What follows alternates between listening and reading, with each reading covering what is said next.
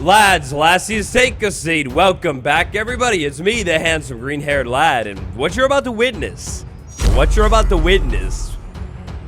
to the redstone revolution, baby. Welcome to the crafting automation station revolution.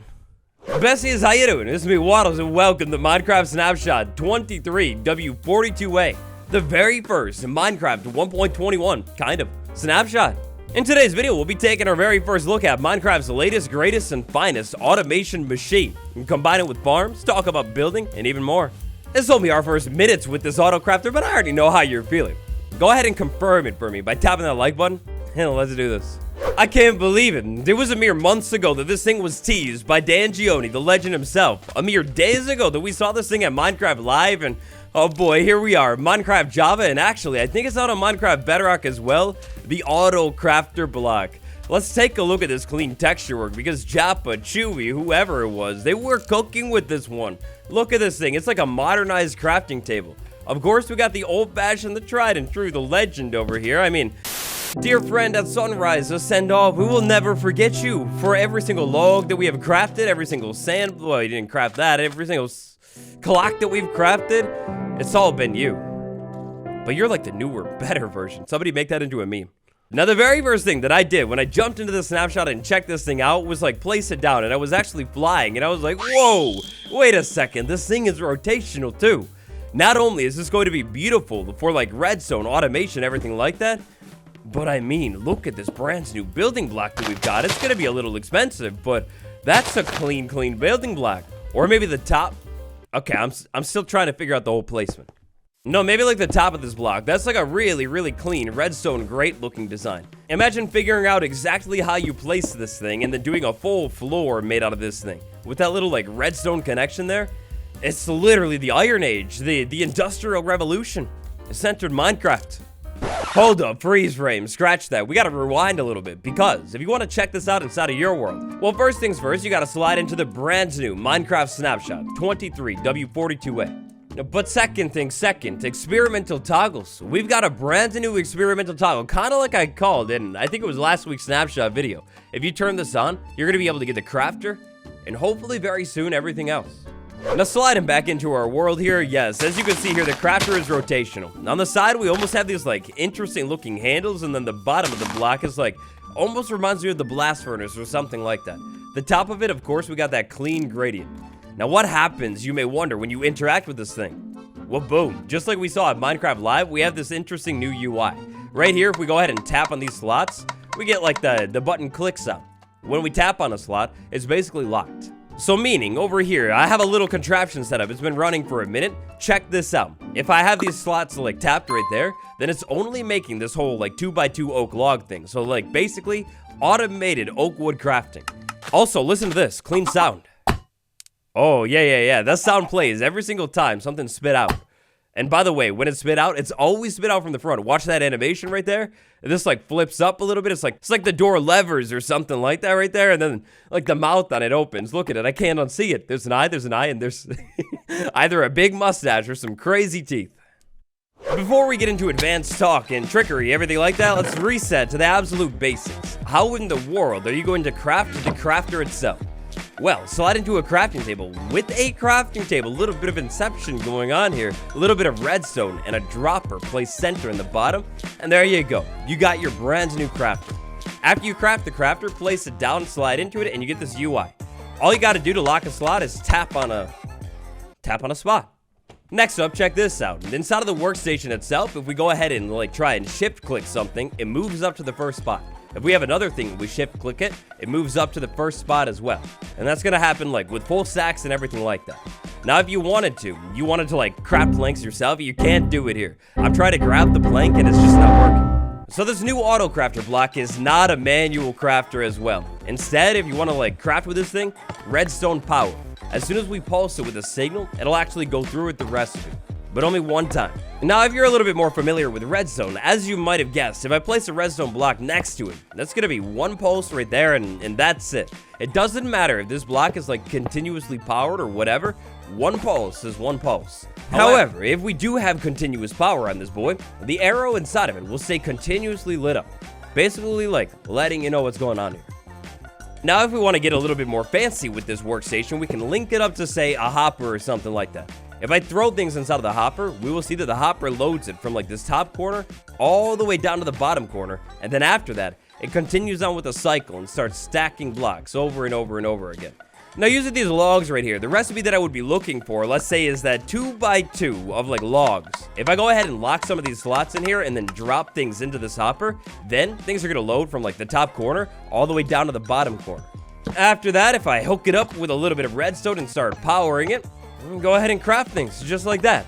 As long as I've got all of the ingredients necessary for whatever recipe I'm trying to create, every single time I power it, it'll craft whatever that recipe is. Eventually, though, I'm going to run out of materials, or the materials are going to be, like, maybe not in the right spots.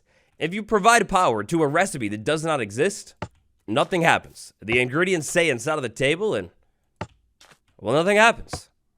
Now, the most obvious and easiest use for this auto crafter is going to be recipes that are like one single ingredient and maybe like a relatively basic shape here. Say something maybe like dried kelp block, oak log block, you know, something like that. So next up, check this out. Over here, I built a very, very basic redstone clock. On the top of the hopper, I have queued up a ton of dried kelp. If I go over here and just give it a little bit of power, give this thing a little bit of time, just like that, I've got myself an auto crafter machine that's going to make me a bunch of dried kelp blocks. If I wanted to automatically pick up these dried kelp blocks, easy. If I just place a hopper in front of it, check this out. I don't even need blocks, the hopper is just grabbing them immediately. Yeah, that's right, you don't even need to contain blocks or anything in front of it to pick everything up. The hopper just works with it seamlessly. You might be wondering about hopper placement. Maybe I place it right in front of it, what happens then? Well, same thing, the thing just loads it into the hopper right from the side. After that, I could say, like, go ahead and chain hoppers together and start transporting the items wherever I need to go.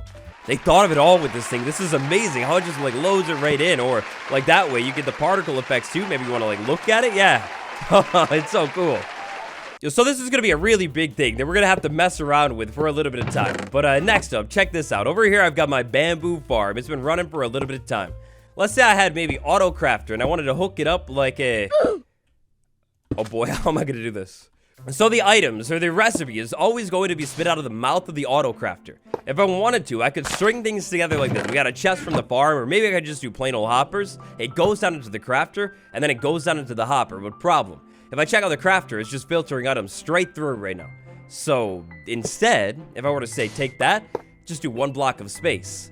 You don't need to worry about it. Now it's just being queued up inside of the crafter. And all I would need to do is give it a little bit of power. Maybe a small clock like that, off to the side of my farm, pulsing this thing every once in a while. So for today, just go ahead and imagine that I built that super cool clock. If I go over here and just flick the lever, boom, I'm crafting things just like that. Or I was, until I ran out. I'll tell you guys right here and now, I said it at the beginning of yesterday's video, but this thing, this little machine is going to revolutionize Minecraft. 1.21 is going to be one of the biggest farming updates in recent memory. You don't understand? No big deal. Check this out. This is a little contraption I've set up. With just a few materials, I've got a very basic automatic bamboo farm. Because of my simple observer setup right here with the redstone dust over to the pistons, I'm going to harvest the bamboo as soon as it grows. The bamboo is being sent into this chest, but then because of this hopper, it's being queued up into this auto crafter right there. If I go ahead and power the auto crafter, it's going to automatically craft a bamboo block, spit it down into this hopper. Now over here, because I've locked everything, I have one bamboo block right there. I could go ahead and chain these together, and boom, just like that, make the bamboo farm that easily makes the bamboo planks. And like, this is all relatively straightforward stuff too. I could easily set up a clock over here that's powering this one, then wraps around and powers this one after, and ends up with bamboo planks right in there. Just a couple of hoppers placed down strategically, auto crafters, and of course the clock. Maybe just something like that right there. Like, that's really simple. What do you say we get a little bit more romantic underneath a big, giant, and beautiful tree to talk about this next thing? The dropper, and all of my sweet, sweet diamonds. Let's say I have my dropper that is so enthusiastic looking with diamonds inside of it. Maybe it's excited. Then that dropper is queued up right next to an auto crafter. If I power this dropper, the diamonds are going to be moved right over and moved into that first spot. Now, because of how power works, I'm also like actually powering this auto crafter right here right now while I'm queuing diamonds up. Every single time I move a diamond in, it's going in order. Top, all the way down to the bottom. 1, 2, 3, 4, 5, 6, 7, 8, 9. Always the same order. Even if you lock things, it's going to go top all the way to the bottom. There we go. Diamond block crafted just like that. Nice and easy. Let's say I want to do something a little bit different with diamonds. Maybe I just want to, like, I don't know, make a diamond chest plate or something. All right, oh, look, this is obviously not the most efficient way to move things into your auto crafter. Maybe just use a hopper instead. But anyways, diamond chest plate. Now, believe it or not, so far today, everything we've been checking out, even though it might sound technical, that's just the basics. Let's say we wanted to craft maybe something a little bit more advanced. Let's say diamond sword. We're going to start by locking this hopper up top. After that, we're going to queue up the ingredients somehow in the order that they need to go into the table. In the order that they need to go, that's going to be number 1, that's going to be number 2, and finally, that's going to be number 3. So if I line them up like this inside of the hopper somehow, maybe send them in with like an item sort or a flow or something, then I go ahead and unlock that. Boom, just like I would have thought, they're queued up in order. After that, we would give this thing a little bit of power and voila, automatic sword making station 2. So only time will tell for this next part, but a more advanced recipe like that, it's cool and all, very, very nice, but I feel like maybe the most useful, straightforward use for this auto crafter is going to be some kind of auto condenser, where like you got an automatic farm set up inside of your world, and then you queue everything up inside of it and just pack it down into the plain old bamboo block. Of course, after that, you go ahead and like condense it down even more, or just maybe leave it in the bamboo block form or whatever, but amazing. Chef's kiss. Another really cool functionality with this thing is multiplayer. If I was on a server and I was loading diamonds in, and then my boy Steven over there, he's imaginary, not imaginary, real, very real, you just can't see him. Steven walks over. Well, Steven's gonna see this stuff too and could add in like the lever, the stick, and everything else. Sorry, Steve doesn't really know anything about Minecraft recipes. It's kind of a dense lad. Maybe you were wondering, how in the world am I going to like know when the crafter thing is ready to actually be able to craft something? Well, my friend, let me introduce you to the comparator. With a comparator hooked up to the back of this thing, 1 item equals 1 power, 2 is 2, and so on, all the way up until we get to 9 items. That's going to be a redstone signal of 9. That means maybe with the help of comparator, you could detect when, say, your 3 items for your diamond sword are queued up inside of this thing and ready to go. However, it does get a little bit more advanced. If we go ahead and say take away slots or maybe add slots back, the signal strength is going to change. If I go ahead and toggle a slot right here, it'll add 1 to the signal strength. So I just went ahead and added 6 to the signal strength. So right there, that's going to be a signal strength of 9 because the thing is like full, basically. Snapshot Bapshot, oh boy, this is like a normal Snapshot video, isn't it? I was supposed to talk about all the other things in a Snapshot, oh no. So inside of the Snapshot, we also have some technical changes and data pack stuff, including a brand new game rule right here. Game rule, projectiles can break blocks. By default, it is set to true. If I go ahead and set this boy to false, and then let's say the decorated pot from the last Snapshot that has things inside of it, I'd go ahead and take my bow and try and just like, boom, it doesn't work anymore. This game rule will change if the arrows can break blocks. Oh, but wait, there's more. In players nether portal creative delay and players nether portal default delay. So creative delay, that's obviously for creative mode. This value is going to be a tick, so let's say 20 ticks. Now, you know how it goes. In creative Minecraft, if you fly into a portal, you go right through the portal. If I go ahead and put that delay, though, and just move into the portal, then I'm going to have a little bit of a delay. More specifically, the delay that I set, 20 ticks right there. So I can go ahead and like move into the portal and whatever. Or maybe accidentally fly through the portal, no big deal. Set it back to what it normally was, which I think is 1, and you just go ahead and slide right into the portal and boom, there you go. Now, nether portal default delay is going to be for like survival Minecraft. If we go ahead and say, I don't know, set it to 1, then in survival Minecraft, I move into the portal. Just like in creative Minecraft, I'm like sent right through the portal. Now, at this point in the video, you may be wondering, what about the trial ruins? What about the spawner? What about the toughened copper blocks? Well, lads, I think this is such a good thing. Ever since the nether update, I've been wishing for them to go back to how they used to do it. You see, if you're newer to the community, you might not remember the nether update snapshots, but basically back then, they would put like one thing into the snapshot, or maybe like a handful of things, but like one major thing, then you could like focus on it and learn all about it for like a week or whatever, and the next week, boom, another big thing. I feel like this is such a better way to actually like take a good advantage of the development cycle of snapshots and like sustain the hype instead of like one big snapshot. Whoa, that's really cool. And then like, all right, well, that's it for a month. That's all gonna mean right now, if you haven't yet, you're gonna want to tap that subscribe button. We've reached the end of the video today, laddies.